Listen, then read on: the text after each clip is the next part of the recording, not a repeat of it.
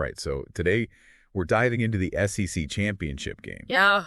And, it's a pretty big deal, even if you're not, like a diehard SEC fan. Oh, absolutely. And we're gonna figure out why. Yeah. We're gonna go through the history. Yeah. The format. Yeah. Change all the dynasties that make this game so legendary. Yeah, you know what's really interesting? And that the SEC championship was actually a pioneer back in '92.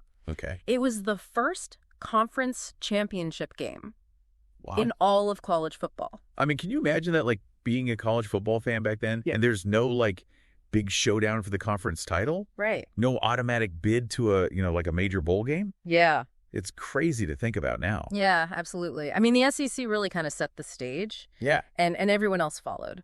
Wow. So picture this, December 5th, 1992, Okay. Legion Field in Birmingham, Alabama. Got it. The energy is electric. Yeah. You have the Alabama Crimson Tide, led by Gene Stallings. Oh, yeah. They're clashing with Steve Spurrier's Florida Gators, and it's for the very first SEC championship title.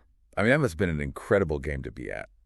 It was. Like, did people realize at the time how big of a deal it was going to become? Yeah, I think the significance of that game wasn't just the game itself, but what it represented. Okay. The SEC was kind of asserting its dominance, and I think it set off like a chain reaction. Yeah. Other conferences saw the excitement, the high stakes. Right. They realized, hey, a championship game could really elevate our profile too. Yeah. They're like, we need one of those. Exactly. Wow. So they really started a trend that changed the whole landscape of college football. Yeah, it's pretty amazing.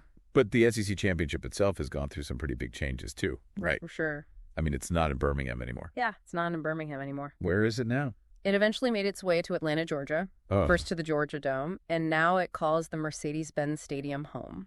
Ah, very nice. Yeah. And, this move wasn't just about needing a bigger space. It really reflects how the SEC championship grew into a national event. Oh, wow. Drawing huge crowds, media attention from all over the country. So things seem to be going pretty well. Why the format changed than, like getting rid of the East and West divisions? Yeah, the old format with its East versus West divisions was starting to show some cracks. Right. There were concerns that it didn't always guarantee a matchup between the two absolute best teams in the conference. Okay. So sometimes you'd have a team with, a slightly weaker record win their division, and they'd make it to the championship even if there was another team. With a better record. Yeah, with a better overall record in the other division. So the change was meant to make sure the two best records always play each other, regardless of division. Exactly, and I think you hit the nail on the head. Okay. But there's another layer to it, too. Okay. The new format, based solely on winning percentage, Right. really aims to create a more unpredictable and exciting race. Gotcha. It raises the stakes for every game. Yeah. Because now every win is crucial for securing that spot in the championship. I bet some people weren't super happy about getting rid of that traditional East versus West rivalry, though. Oh, absolutely. That was like a big part of the SEC for a long time. Yeah, I mean, some argue that relying solely on winning percentage might overlook a team that faced a tougher schedule, Yeah. but ended up with maybe one more loss. Makes sense. They feel like the old format provided a better balance between rewarding divisional dominance and recognizing overall strength. That's a good point. So it's more competitive, Yeah. but it might have some downsides too. Right. It's complex. Yeah, for sure. And to see how this change really played out, I think we got to talk about the dynasties that have shaped the SEC championship. Yeah, let's talk dynasties. Because some teams have really left their mark. Oh, yeah. We're talking about teams that have turned the SEC championship into their own personal showcase. And I'm guessing we're about to talk about a team that wears crimson and white. You know it. We're talking about the Alabama Crimson Tide. Yeah. Under Nick Saban, they've racked up an unbelievable 10 SEC championship titles. And that's insane. Like, how do they stay so dominant? Is it just like raw talent? Well, talent's definitely a factor. Yeah. I mean, their recruiting strategy is legendary, consistently bring in the top high school players from across the country, Right. building this pipeline of future stars. Yeah, like a factory of amazing players. Exactly. But it can't just be the players, right? Coaching's got to be a huge part of it, too. Oh, absolutely. Nick Saban is considered one of the greatest college football coaches of all time. Oh, for sure. He's instilled this culture of discipline, hard work, attention to detail that just permeates the entire program. Yeah, and it's not just the talent and the coaching. There's like this feeling of invincibility around them. Right. Like their opponents are already intimidated before they even step on the field. Oh, that psychological edge is definitely real. Yeah. The Crimson Tide have this mystique, this legacy of winning Right. that can be overwhelming for their opponents. It's hard to beat a team that always wins. Exactly. Okay, so Alabama's like in a league of their own. Yeah. But what about the other powerhouses that have won the SEC championship? Yeah. You got the Florida Gators with 7 titles. That's right. LSU Tigers with 5. Uh-huh. Those programs have had some incredible moments. Oh, yeah, some legendary players. Yeah, for sure. I mean, Florida's run in the 90s under Steve Spurrier, oh, yeah. they were electrifying. Yeah. Known for their high-scoring offense and their ability to dismantle even the toughest defenses. And LSU, just a few years ago, with Joe Burrow and Jamar Chase. Oh, yeah. National championship. Unstoppable. Yeah, the SEC just seems to produce some of the most exciting players. Yeah. And speaking of exciting players and recent dominance, Yeah. we got to talk about the Georgia Bulldogs. Oh, yeah, the back-to-back national champs. Already clinched a spot in the 2024 SEC championship game. They are the team to beat right now. Yeah. What do you think makes them so good? Their defense is just suffocating, Yeah. and their offense is starting to find its groove. So who do you think is going to challenge them? Well, as of right now, it looks like Texas and Texas A&M are the top contenders. Okay. But you never know if you other teams can make a late season push. Yeah, that's what's so exciting about this new format, right? Exactly. Ah, With no divisions, the race for the top 2 spots is wide open. totally. And speaking of the national landscape, let's talk about the college football playoff. Yeah.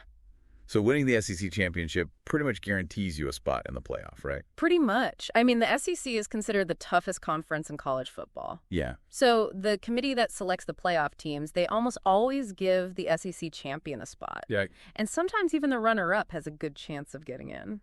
So the SEC championship isn't just about bragging rights in the conference. Yeah. It's about getting to the biggest stage in college football. That's why this game is always so intense. Yeah. The stakes are incredibly high for the players, the coaches, the fans. And, speaking of the fans, the SEC championship game is a cultural phenomenon. Yeah. It's more than just a game. It's an experience. Yeah, tell me about that. What's it like? Atlanta, it becomes a sea of colors and rivalries Wow. during SEC championship weekend. Okay. I mean, the tailgating starts days before the game, and the atmosphere is electric. I've heard about those tailgates. They sound wild. They're pretty wild. Like you need a whole week just to experience the pregame. Pretty much. And it's a testament to the passion and dedication of SEC fans. Yeah. They travel from all over the region, and even if their team isn't playing, Wow. they're there to soak up the atmosphere and celebrate SEC football.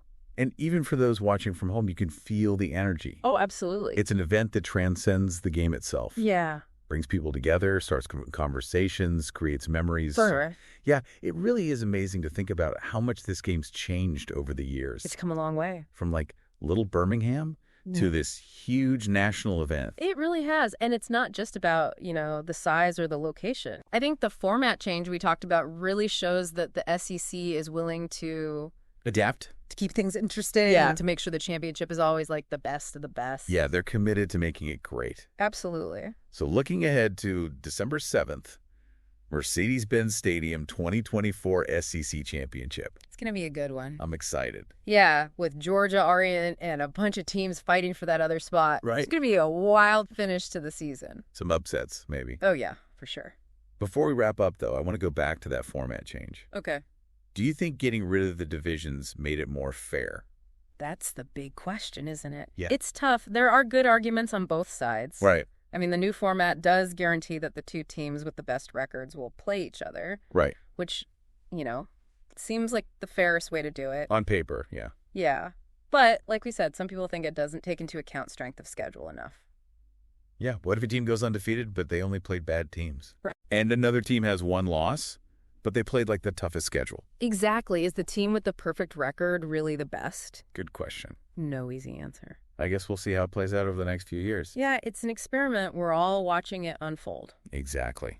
So, what do you think? Did the SEC make the right move, getting rid of divisions? Is the championship landscape more exciting now? More unpredictable?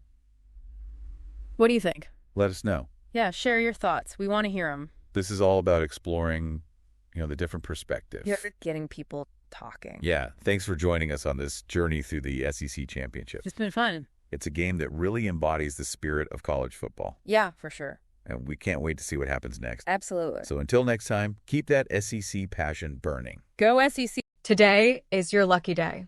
Today is the day that our $3 website works for you, paying you directly to your PayPal daily. Imagine $3 ongoing continuous payments to your PayPal account. Imagine falling asleep and waking up to $300 in your PayPal account. How would this make you feel? How could this help you? What bills could you pay? What kind of fun could you have? What does that retirement look like now? All for a one-time payment of $3. This website is DFY done for you, fully built and completely hosted, and never stops collecting payments for you. You have spent $3 on coffee on a regular, but that coffee won't help you create multiple streams of income. Click the link below.